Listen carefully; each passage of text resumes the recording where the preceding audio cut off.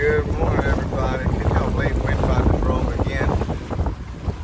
I planned on trying to fish this morning, and I looked at it last night and it said about 5 miles an hour, 7 at the most. It's blowing like it's 10 out the east.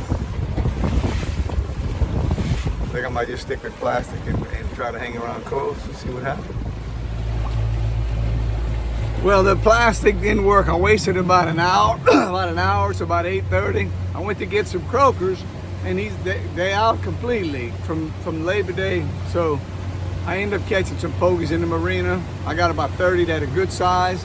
I threw another cast. My net, I think, broke. I need a new net, but it was full of little baby catfish in there too, and some stinky old freshwater shad, like nasty. So I got about 30. We'll see what happens. It's kind of rough out here. Windfinder's wrong again.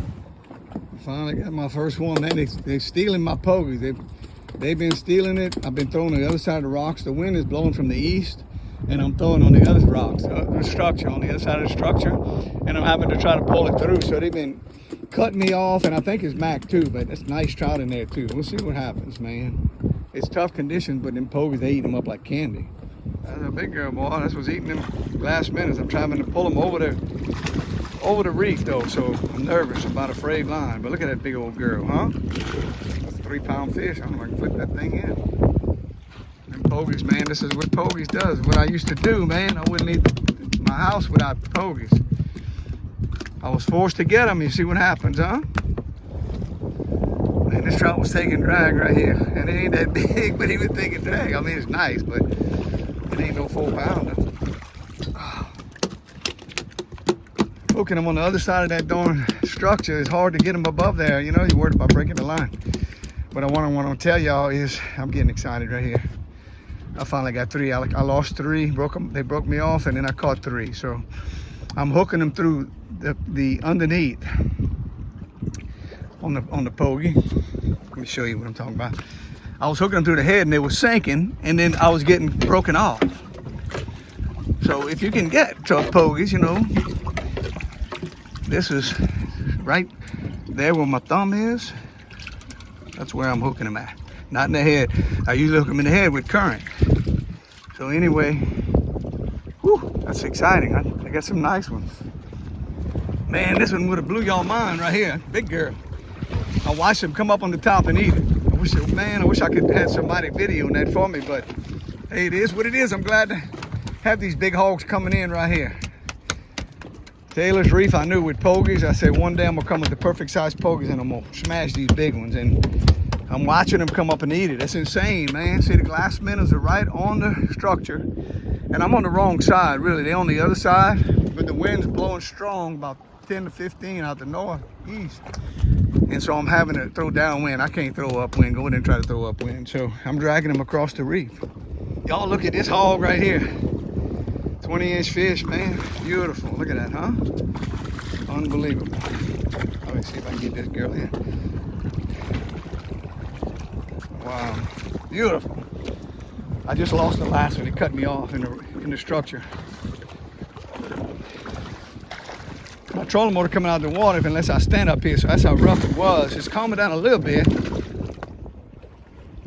What enabled me to quit getting cut off as much, I'm still getting cut off every once in a while, is hooking that underneath that by the anus. It keep that pogy up high, and the trout is having to come all the way up above the structure and eat it, and then I just run to the front of the boat like I do with mangrove snapper and get him across the reef. That's what I've been doing. So just FYI for y'all, it's kind of difficult, but hey, you gotta do what you gotta do. I'm not gonna throw upwind in a 15-mile-an-hour wind. It just doesn't work for me. I'd rather do it like this. Another hog, another 20-inch fish. I felt the reef a little bit though. Hopefully we can get her in without it busting. Yeah, baby. That might be 18. Big, thick though. Look how thick the fish are, man. Thumpers, huh? Wow, look how wide they are. That's 2.5, 3-pound fish. All right, I'm using a 1 or 2 out Kale hook, either one. I got both in my box, but that's what it looks like if you hadn't fished with Kale. If you're new to this, most of y'all not, but you just kind of lift up. You don't have to set the hook hard, just lift up and reel, especially on this reef like this, because if you set it too hard, you're gonna bust them off. With pogies, you don't get many like this, guys, where you gotta release them. I mean, that's a 13, 12-inch fish. Man, it's crazy how he's trying to eat that big old pogey. I don't know. It's insane. Another nice one. Not as big as the other, but look at that water pretty over here, man. That Taylor's Reef. Pretty water, beautiful fish. Some tough conditions in that wind, but hey, it's working for me. I'm fishing. Structures get me every once in a while, but I'm learning to not set hard, just kind of lift and let the fish swim to the top, then drag him over the reef. That's what I'm having to do. So, pretty day. Also, another tip. See my line about a foot up a while ago. I had to get rid of quite a bit of line because it was on the structure, all frayed. About a foot up is really, really bad. If I try to catch another fish, it would come off, it would break off. So you got to check that. Mono, when you're doing what I'm doing, dragging them across the reef like that, fishing in the reef with a pokey, you got to check that line a lot. So if you ever do this, keep that in mind because you're gonna lose a lot of fish if you don't. Good thing I retied, boy. Very next cast, look, big old mule. This one got a little back problem. Look like some issues with back. Let's see if I can flip that booger up. Oh my God, I can't do it with one hand. That's 20-inch trout. I want to tell y'all something else too. And normally I hook them through the lips. I told y'all that before. I know I said it. But when there's current, you know, usually you got to go through the lips, but it brings them down where the fish are. You hide behind the structure. But right here, I tried that again in the beginning and I was getting broken off. So you got to be more patient like this because it looks kind of awkward. He's swimming like that, making a lot of motion, but he's going against the current and the wind. So it looks a little awkward. And sometimes these big trout are weary of that. So you hook them through the head. I was getting bites in 2 seconds. As soon as they would hit the water, it would sink, boom, but they were breaking me off. Broke off 3. So, and then I broke off a few the other way too, but I got almost 10 in the boat, big one. So, you know, I talk about this with Roscoe and others. You got about 30 minutes to an hour when you get on a good bite, when you find some fish and you find a lot of bait, like I was on, glass minnows, they're busting them. Because they don't last forever. They get full and then they take a break. So you got to get them when they're hot. And then when they're not, you know, you look for some more or be patient. But that's when you make your box. During that 30 minutes to an hour, it's fast action. And that's what happened to me. And I got my gentleman's limit of 10.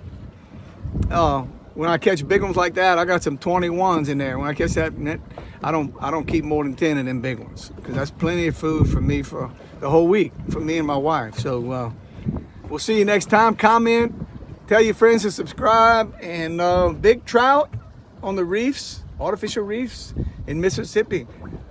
Grand Isle is a great place, but look, the average trout here, when you're using a bigger bait, you'll see what I was catching, 20-inch fish.